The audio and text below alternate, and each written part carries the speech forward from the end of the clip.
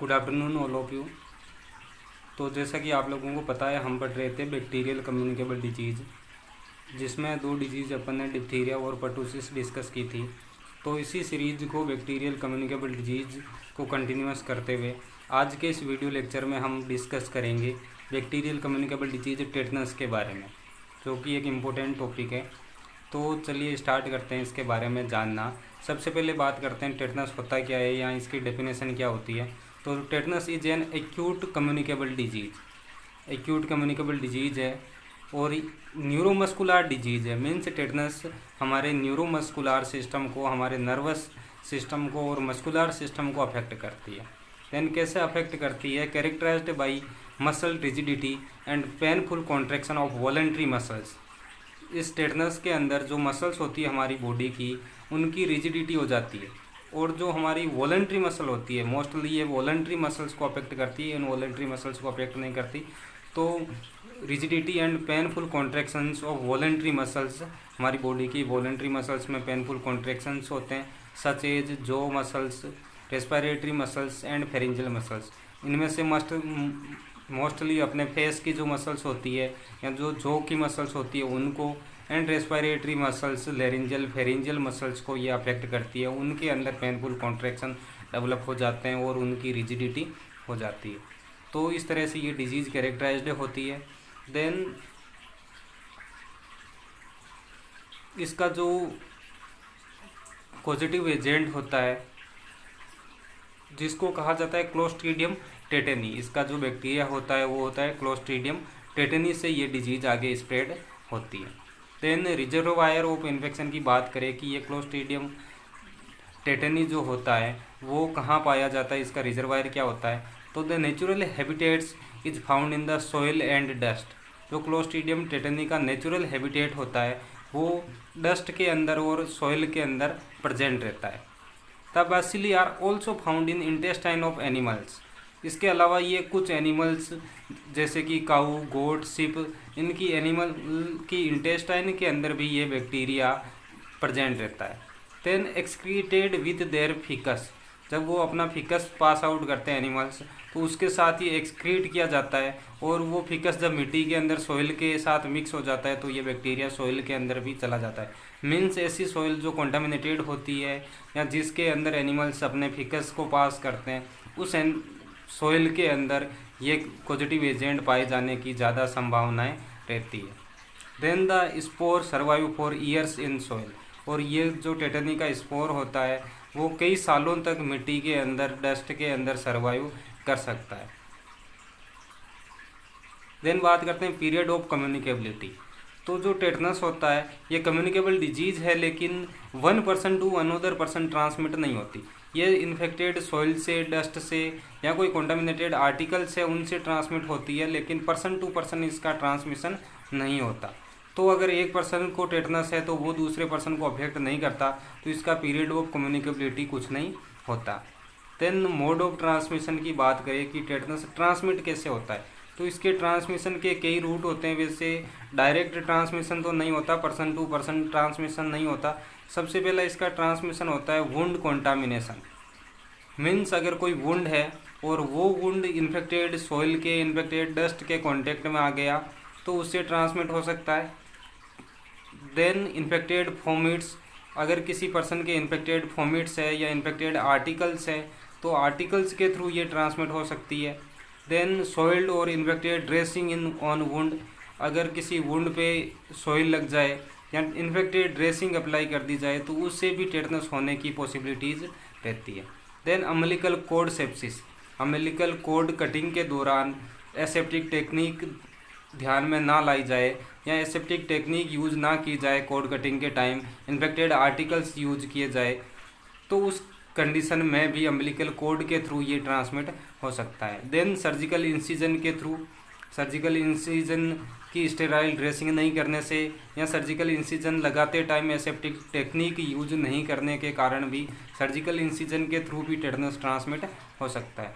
Then middle ear infection, अगर middle ear में कोई इन्फेक्शन है या कोई इन्फेक्टेड ऑब्जेक्ट ईयर में इंसर्ट करने से, जैसे पेंसिल या जो माचिस की तीली, मैच बॉक्स की जो तिल्ली होती है उसको इंसर्ट करते हैं अपन कान के अंदर, या कोई दूसरा ऑब्जेक्ट डालते हैं जो इन्फेक्टेड में भी इन्फेक्टेड हो और वो मिडल ईयर के अंदर कोई इंजरी कर दे, या उसकी वजह से भी मिडल ईयर इन्फेक्शन के कारण भी टेटनस हो सकता है।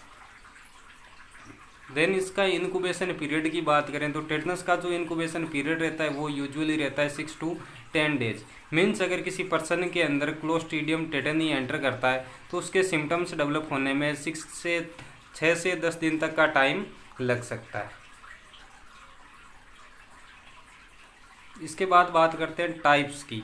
तो जो टेटनस होता है, टेटनस को नॉर्मली अपन कुछ अलग अलग टाइप्स में डिवाइड करते हैं। सबसे पहला जो टाइप होता है टेटनस का वो है ट्रोमेटिक टेटनस। ट्रोमेटिक का मतलब कोई ट्रोमा होने से।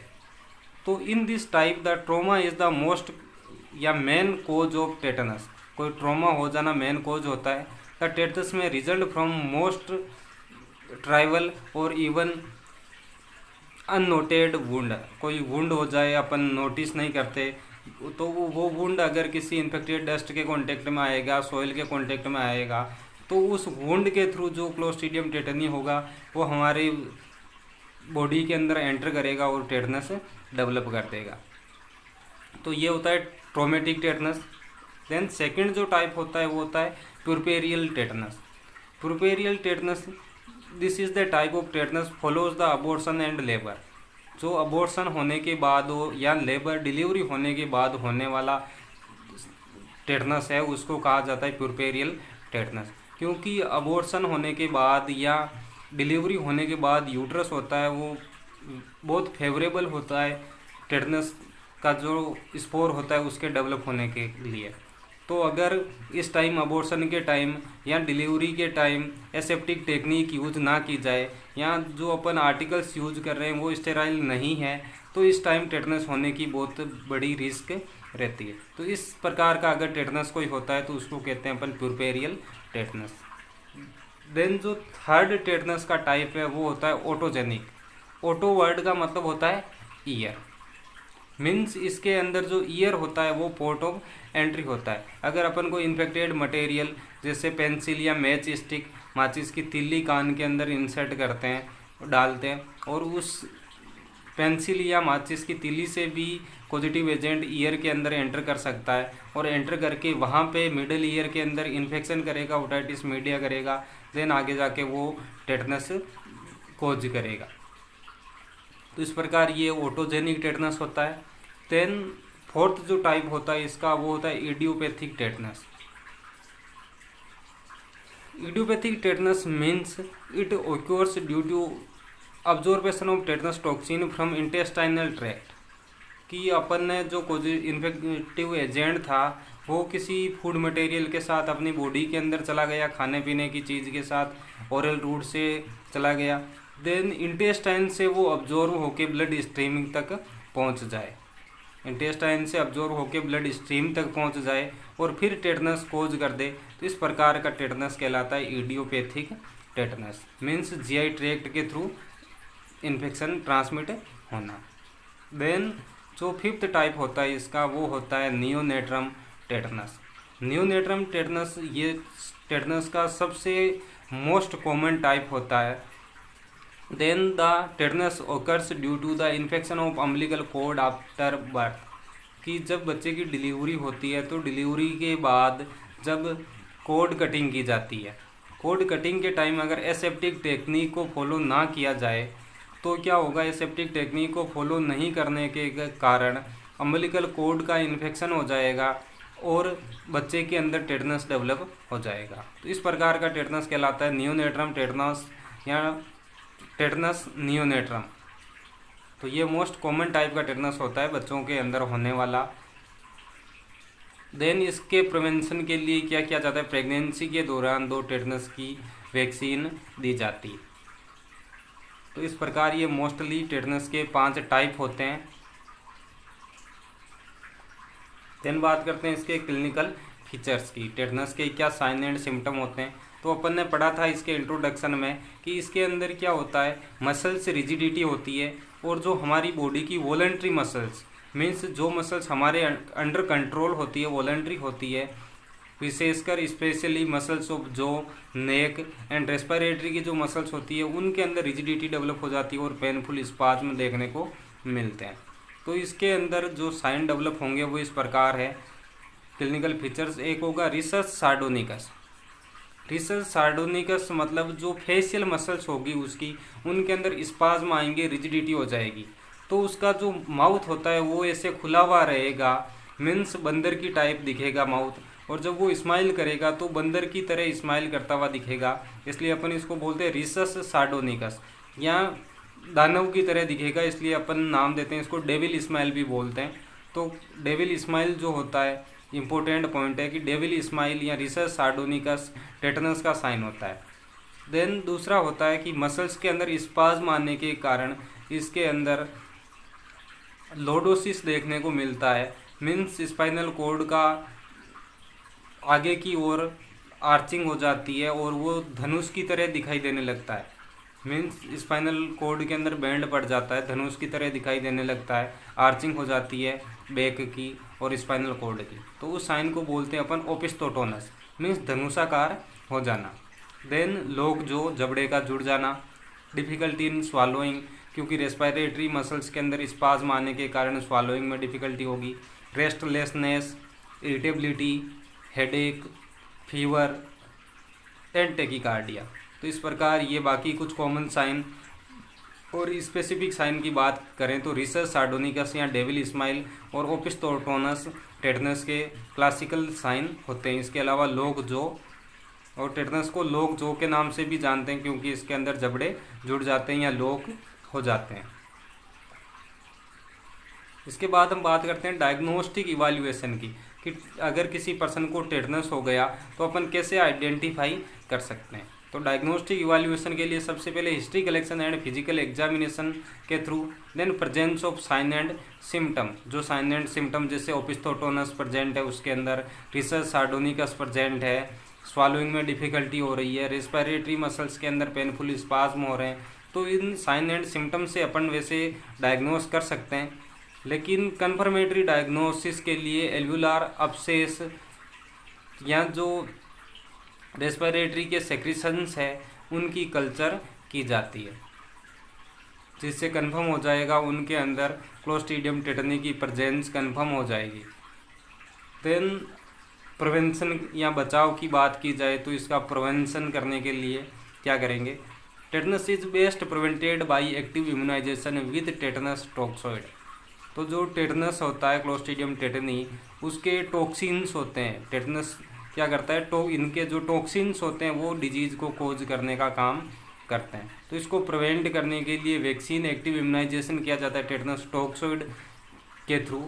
और जो टेटनस की वैक्सीन होती है, वैक्सीनेशन दो टाइप का होता है, एक लगाते हैं मोनोवेलेंट वैक्सीन और दूसरी combined vaccine. Monovalent means single tetanus toxoid की वैक्सीन होती है और दूसरी कंबाइंड वैक्सीन होती है, जिन कंबाइंड में डीपीटी और पेंटावेलेंट अपन यूज करते हैं। तो सबसे पहले बात करते हैं monovalent vaccine. Monovalent vaccine means single tetanus toxoid की वैक्सीन होती है। तो इसमें मोनोवेलेंट जो वैक्सीन होती है दो टाइप की होती है, एक होती है प्लेन और दूसरी होती है प्यूरिफाइड। पहले अपन जो वैक्सीन यूज करते थे वो प्लेन होती थी, मीन्स सिंपल टेटनस टॉक्सोइड होते थे और उनकी वैक्सीन प्रिपेयर की जाती थी। तो ये इतनी इफेक्टिव नहीं होती, तो फिर इनके अंदर इम्प्रूवमेंट हुआ और आजकल जो अपन सिंगल वैक्सीन यूज़ करते हैं वो आती है प्यूरिफाइड टेटनस वैक्सीन। मीन्स उनको प्यूरिफाई करके लेबोरेटरी के अंदर फिर वैक्सीन तैयार की जाती है, जिसको बोलते हैं प्यूरिफाइड टेटनस वैक्सीन, जो कि एक मोनोवेलेंट वैक्सीन है, सिंगल वैक्सीन है टेटनस की। तो purified tetanus toxoid has largely supplanted plain toxoid, क्योंकि प्लेन टॉक्सोइड की जगह इसको लार्जली बड़े तौर पे आजकल यूज किया जाता है, because it stimulate a higher and longer lasting immunity. ये क्या करती है, लॉन्गर लास्टिंग, लंबे समय तक रहने वाली इम्यूनिटी इसके द्वारा प्रोवाइड की जाती है। देन जो ये मोनोवेलेंट वैक्सीन है, इसकी डोज की बात की जाए तो in children 0.5 ml intramuscular at the age of 5, 10 and 15 year. बच्चों के अंदर 0.5 ml ये इंट्रामस्कुलर रूट से 5, 10 और 15 साल की एज पे दी जाती है। देन प्रेगनेंसी के अंदर, प्रेग्नेंट वुमेंस के अंदर 2 डोज दी जाती है इसकी, फर्स्ट डोज दी जाती है जितना जल्दी हो सके, as early as possible after detection of या confirmation of pregnancy. Pregnancy confirm होते ही जितना जल्दी हो सके फर्स्ट डोज इसकी दी जाती है, वो भी 0.5 ml इंट्रामस्कुलर रूट से दी जाती है। देन प्रेग्नेंट वुमेंस के अंदर सेकेंड डोज फर्स्ट डोज के 1 महीने के बाद दी जाती है। देन इसके अलावा जितने भी हेल्थी इंडिविजुअल है उनका भी 1 ईयर इम्यूनाइजेशन किया जाना चाहिए टेटनस टॉक्सोइड वैक्सीन के थ्रू, मीन साल में एक बार लगनी चाहिए। Then single dose after any trauma accident और सर्जरी, कोई भी एक्सीडेंट होने पर, ट्रॉमा होने पर, सर्जरी होने के टाइम भी सिंगल डोज वैक्सीनेशन किया जाना चाहिए। तो ये तो होता है प्लेन जो मोनोवेलेंट वैक्सीन है टेटनस, उसकी जो डोज होती है और कब दी जाती है उसके बारे में।